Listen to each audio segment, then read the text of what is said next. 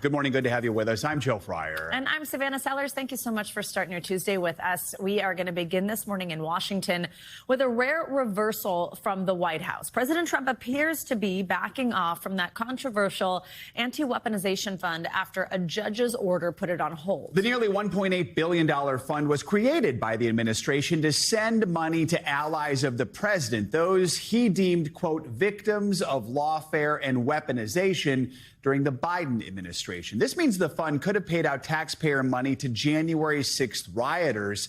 The news comes after rare and intense backlash from Republicans who threatened to team up with Democrats to block the fund. NBC News senior justice reporter Ryan Riley joins us now with the latest details on this. Ryan, good morning. So what do we know so far about why the White House is abandoning this fund? Is it a political decision? Is it a legal one? Is it a little of both? I think a little of both is the best explanation there, because there had certainly been falls for this fund in court. But that decision really was only this 2-week hold. This wasn't a final decision on the merits of whether or not this fund was legal. A judge just simply said, hey, for the next 2 weeks, we're going to put this on pause and you can't take any further action until I can further hear arguments and ultimately rule on whether or not this can move forward. And even that wouldn't have been a final decision. They could have appealed that. And so typically you've seen the Trump administration push back very hard against judges, especially a preliminary order like this that really wouldn't even delay this in the long term necessarily, or wouldn't hold this back in the long term. But now you sort of see them conceding to this. But I think that is what lawmakers are really going to press for. As you saw in some of those clips leading in, you've seen this pushback from lawmakers who don't necessarily think that you can trust what the Trump administration is saying here, given their efforts to put this forward on a more permanent basis. Ryan, as you mentioned, this fund has generated this really rare bipartisan condemnation on Capitol Hill. Tell us what we're hearing from lawmakers. Yeah, so lawmakers, even Republicans, have said that this is something that they want something more on, because this has held up legislation from moving forward in D.C., and they basically want more commitment and something more firm to be able to say that this isn't going to move forward, because all that the statement from DOJ essentially said is that we'll abide by the court order going forward. And essentially that could mean many things. That could mean, hey, we're going to put this filing in this Friday, and then we're going to appear in court next Friday. And while they did refer to the fund in the past tense, there wasn't anything definitive there saying we are not going to defend this fund altogether. We are going to concede its illegality and allow a court to more permanently enjoin us from moving forward. That wasn't the sort of definitive language that we saw. So we did see Senator Schumer lay out why he thinks they can't trust what the Trump administration is saying. Take a listen. Trump is claiming that the slush fund is dead for now, but Democrats will not stop until it's well and truly buried and can never see the light of day. And what's also interesting here is this all stopped because a January 6th prosecutor filed suit in the Eastern District of Virginia. There was actually another lawsuit filed by 2 additional January 6th prosecutors last night. Overall, that's the 5th lawsuit that's been filed against this, including 2 more in D.C. and another one in California. And so there is this pretty concerted effort to block this fund through a variety of means. That process is going to take a while to play out. And of course, these looming midterms could change everything altogether. So if the court process or any of these legal or any of these challenges from Congress just simply delay this for a few months, this could ultimately be something that could be blocked on a more permanent basis. But it really is that sort of 1-2 punch of the legislator and the judiciary blocking the efforts of the executive here. Yeah, so Ryan, keeping in mind Schumer's skepticism there, what are the options Democrats would have to shut down the fund if it does come back? I mean, does it appear they have enough Republican support? Keeping in mind this is the Senate, you need a lot of consensus to push things through. Yeah, exactly. And, it depends sort of on the way that this moves forward on the Hill, because they're trying to get all of that money across the line to fund the government, to fund agencies. And so if the Democrats could essentially bring up these amendments to try to force votes and try to force senators, especially on the Republican side, to take positions on this fund. It's just not something that is going to be particularly popular for the midterm elections, and that's something that even a Trump ally who advised Trump on January 6 matters conceded to me. This isn't something that is really going to be very popular, and so as it gets closer to the midterms, and especially as the Trump administration is facing a lot of these political headwinds, funds, that's something that they think they can take advantage of because there are just so many bad headlines, including the fact that one of the January 6 rioters, who is now serving the rest of his life in a state prison in Florida after being convicted of molesting two children, tried to threaten his victims with money he was expecting to receive from this type of fund. This has been something that January 6 rioters have wanted to come for a while, have seen coming down the pipeline for a while. And so every single one of those cases and going forward in every single one of those violent acts against officers is going to be a question of whether or not that's something that will be funded or will be paid out by taxpayer dollars. Yeah, the TV political ads sort of write themselves there. All right, Ryan Riley, thanks so much. Appreciate it. Well, voters in states dotted from coast to coast are heading to the polls this morning for several key primary races. Some of the most anticipated contests are out west, where Californians will vote for their next governor in a race with no clear frontrunner. And in Los Angeles, a reality TV star is on the ballot to try and be the city's next leader. NBC News political reporter Megan Leibowitz is here to break this all down for us. Megan, good morning. Let's start in California, which Joe just mentioned. Governor Gavin Newsom, he cannot run this year because of term limits, and there are these dozens of names on the ballot. Polling indicates a few are battling it out for the top two spots then in November's election. Set the scene for us. Yeah, so polling indicates that there are a handful of candidates who are at the top of the pack right now and vying for those two spots to head over to those later elections. Now, among those candidates who are polling at the top include Javier Becerra. He is the former Health and Human Services Director during the Biden administration. You have billionaire activist Tom Steyer. Both Steyer and Becerra are progressives. And then you also have Steve Hilton. He is a former TV personality, and he is a Republican. Now, some of these race dynamics have been impacted by former Representative Eric Swalwell dropping out of the race following those sexual assault and misconduct allegations, which he had denied. Now, after he had dropped out of the race, Becerra in particular seemed to benefit from that in the polls. He rose much more in the polls compared to some of these other candidates as well. Now, Becerra, before he served as HHS secretary, he was previously California's attorney general.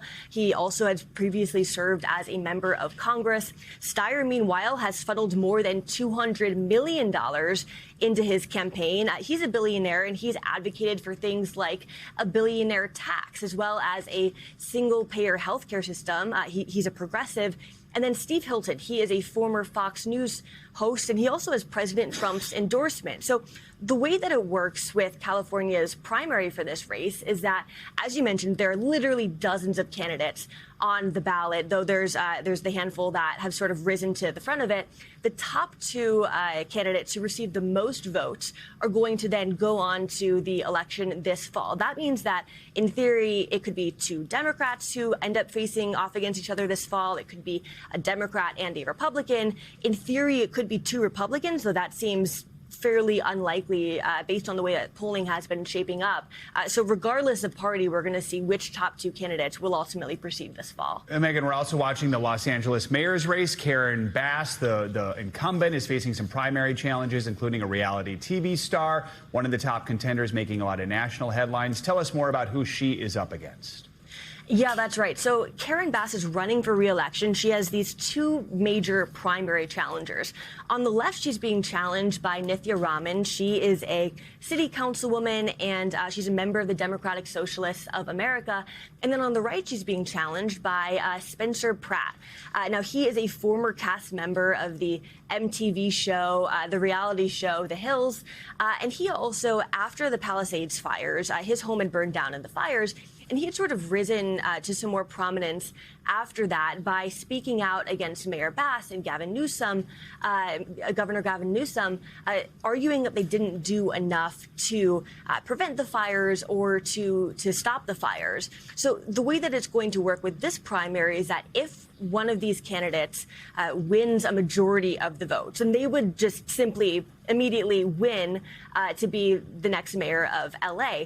If a candidate does not win the majority of the votes, which seems to be fairly likely because there are these three major contenders, then the top two vote getters would then move on again to the election this fall, guys. Megan, a bunch of other primaries to watch tonight. Let's focus in on one of the races to watch in Iowa.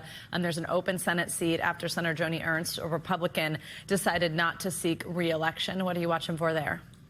Yeah, so this is an interesting seat because it's one of the seats that Democrats have their eyes on as a potential seat to flip on their way to trying to flip the Senate blue. So as you mentioned, Senator Joni Ernst is not running for re-election, and Republicans now really have coalesced behind Representative Ashley Hinson. But on the Democratic side, you have these two major candidates who are facing off against each other. You have progressive state Senator Zach Walz, and then you also have moderate state Representative Josh Turek. So Walz is supported by Senator Elizabeth Warren. He has also sort of tried to position himself as against the Democratic establishment. So, for example, he has said that he would vote against Senate Minority Leader Chuck Schumer to be the leader of Democrats in the Senate if Walz is ultimately elected.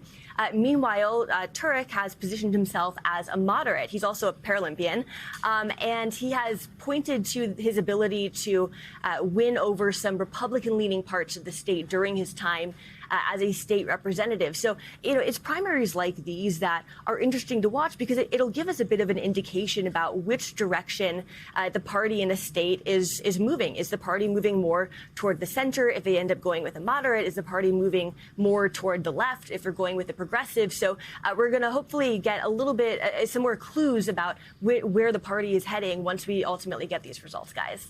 All right, Megan, thank you so much.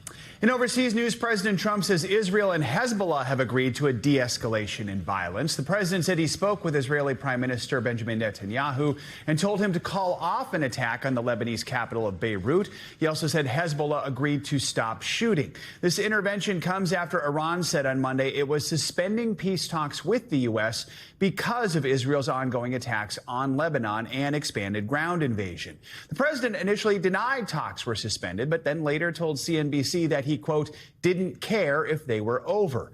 Despite the announcement, Netanyahu said Israel would continue its attacks on southern Lebanon. NBC News chief foreign correspondent Richard Engel has the latest from Tel Aviv. Richard, good morning. The war in Lebanon has now become a major stumbling block to reaching a peace deal between the U.S. and Iran, opening the Strait of Hormuz, lowering gas prices. President Trump personally intervening with what is widely reported as an angry call with Israel's Prime Minister Netanyahu. According to Axios, citing two U.S. officials, the call was full of expletives. President Trump telling Netanyahu that he's crazy, that he needs to cool things down, that he's being unappreciative, because Prime Minister Netanyahu has been escalating his war in Lebanon against the militant group Hezbollah, which is backed by Iran. Iran announced yesterday that it was calling off negotiations with the United States because of the war in Lebanon.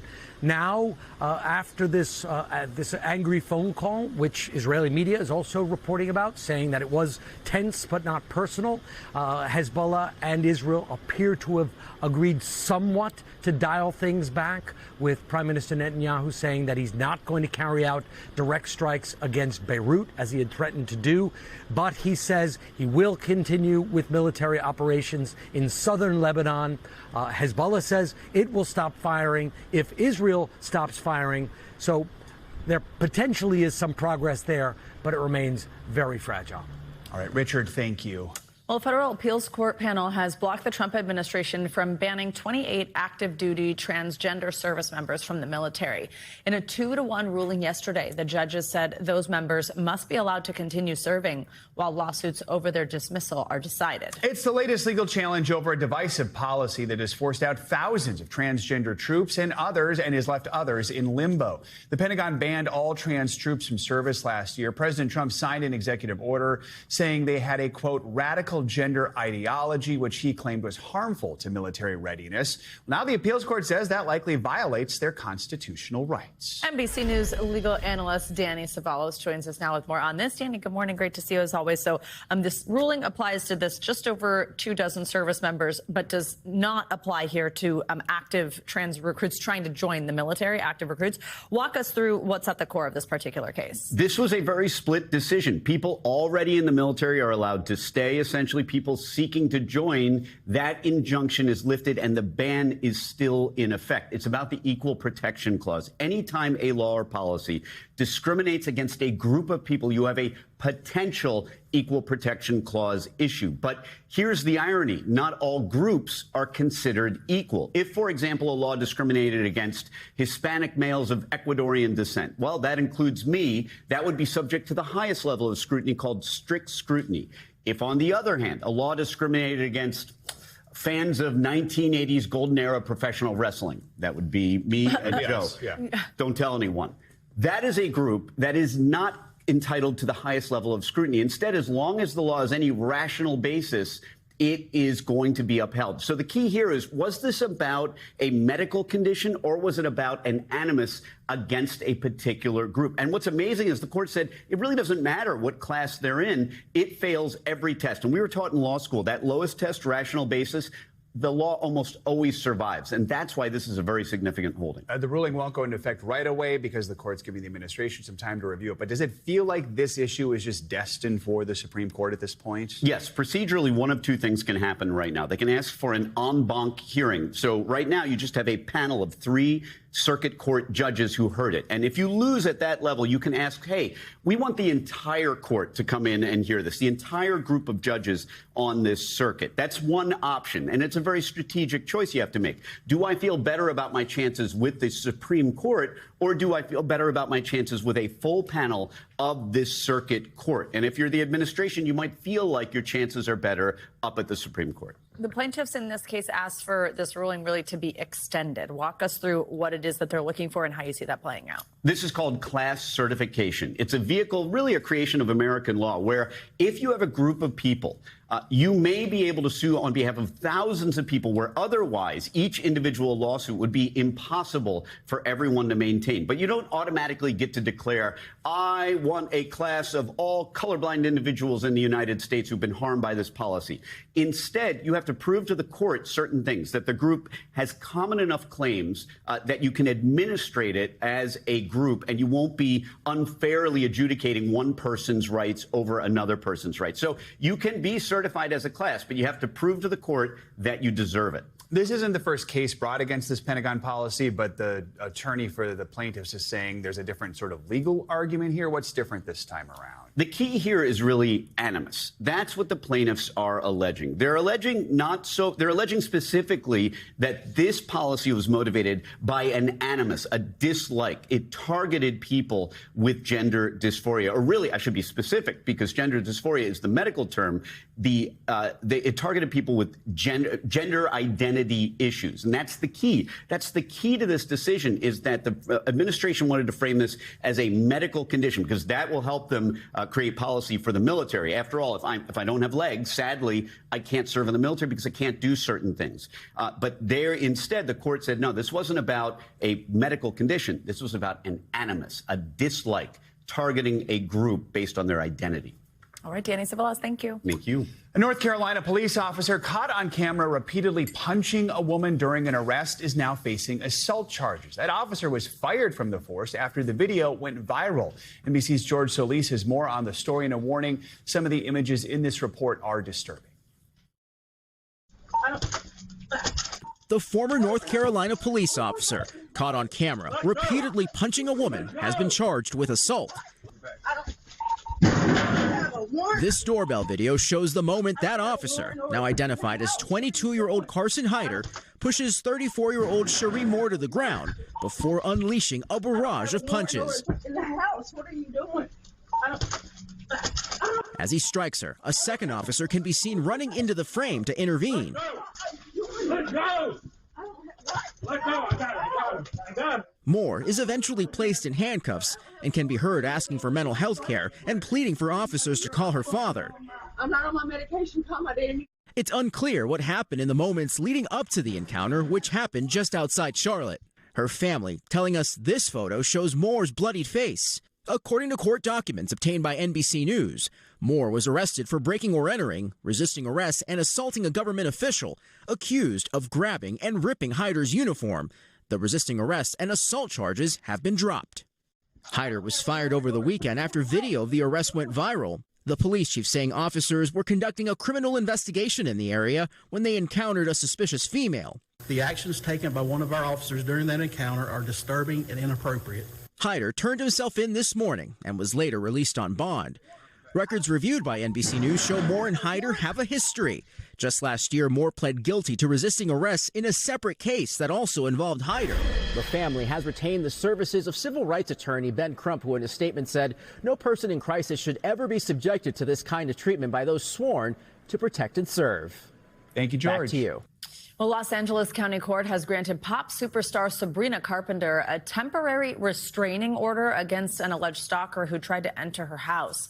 Carpenter filed the request on Friday. She claims the suspect, it's 31-year-old William Applegate, had been watching her home since April. According to court documents, it escalated on May 23rd when Applegate allegedly tried to forcibly enter Carpenter's LA home.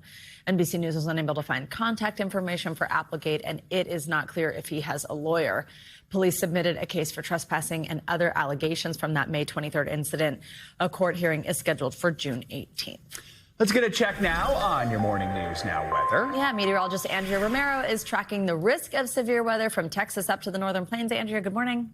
Good morning, Savannah and Joe. And we will be talking about this severe weather that will be impacting the nation's heartland for the next couple of days. In fact, this morning we are tracking some storms here moving on through parts of Oklahoma into Kansas this morning. And these central storms will continue to develop today. We're expecting areas of heavy rain extending from parts of New Mexico all the way up to North Dakota, with the severe risk mainly concentrated today over the northern plains. Tomorrow, that flood risk will be mostly over parts of western Texas into parts of eastern New Mexico, with severe storms again possible into the Dakotas. And that's all due to those frontal systems that will be interacting with all that tropical moisture in that area. And as we can see, the severe threat today will be focused mostly in parts of Nebraska into the Dakotas. Damaging hail will be the main risk, with hail 2-inch in diameter possible. Wind gusts are also possible, 60 miles per hour, and a few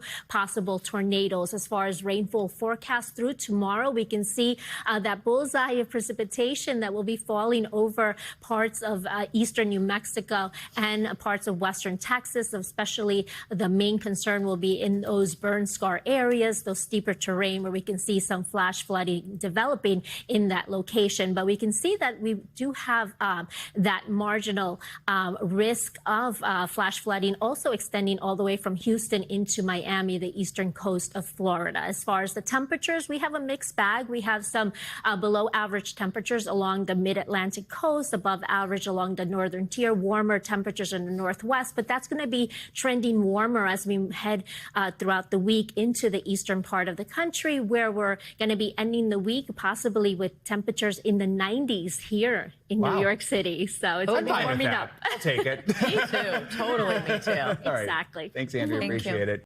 We thank you for watching, and remember, stay updated on breaking news and top stories on the NBC News app or watch live on our YouTube channel.